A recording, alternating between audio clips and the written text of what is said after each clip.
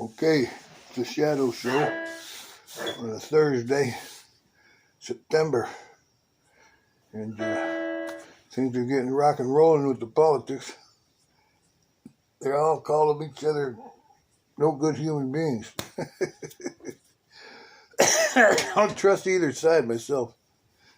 I think they're all part of the same game. You know, Republican and Republican light. Those are the Democrats. There's a few radicals in there, but not many. Most of the Democrats are pretty central. Blue dog Democrats. Which is not a good thing, because it was all, it's all Shakespeare said all the world's a stage, and they put out a pretty good play there with that impeachment joke, huh? Not allowing evidence. It's a real funny thing. If I was going to trial, I'm sure they wouldn't let me bar evidence or witnesses that saw me do what I did, But then we're just worker bees, or less. The ones that aren't working, like myself, are considered even less by the oligarchs, by the special privileged in a country where there is supposed to be equal justice before the law. I don't see it. Equal justice before what law?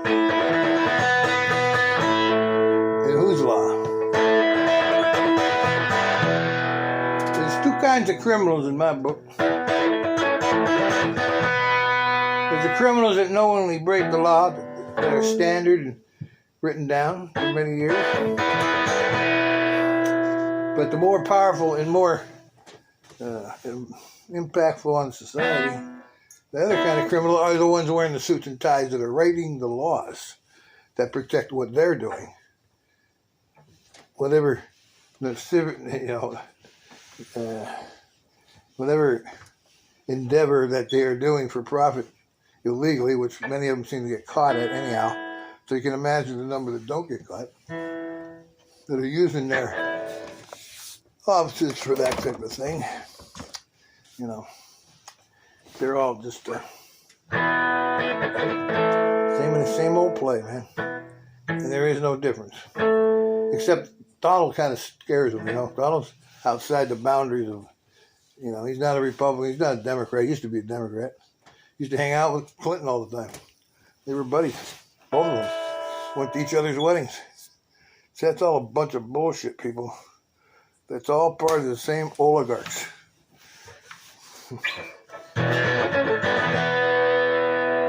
And they just play the ethnic card against, the hillbillies against the blacks against the Asians against the Mexicans against the whites against the da-da-da-da-da-da.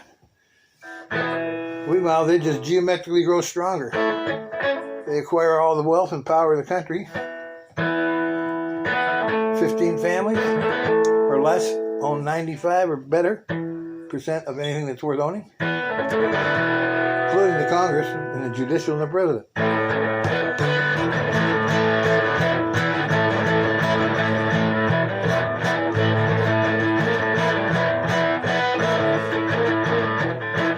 It's a sad case in hell when you get that way. It doesn't matter which way. You end up in a spot where you gotta cove a lot. You gotta concede the fact you're a slave. You're a slave.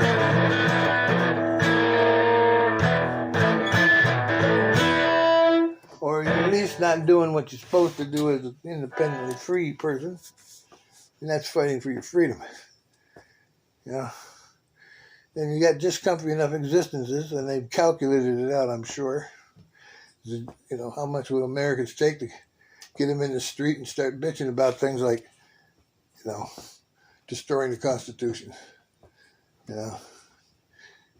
setting precedents by not honoring subpoenas during investigations, not producing witnesses, and then saying that they didn't have enough evidence for witnesses because the people that barred them were the same people that said that, like Moscow Mitch.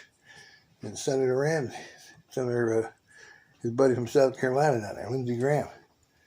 It's a sad case, man.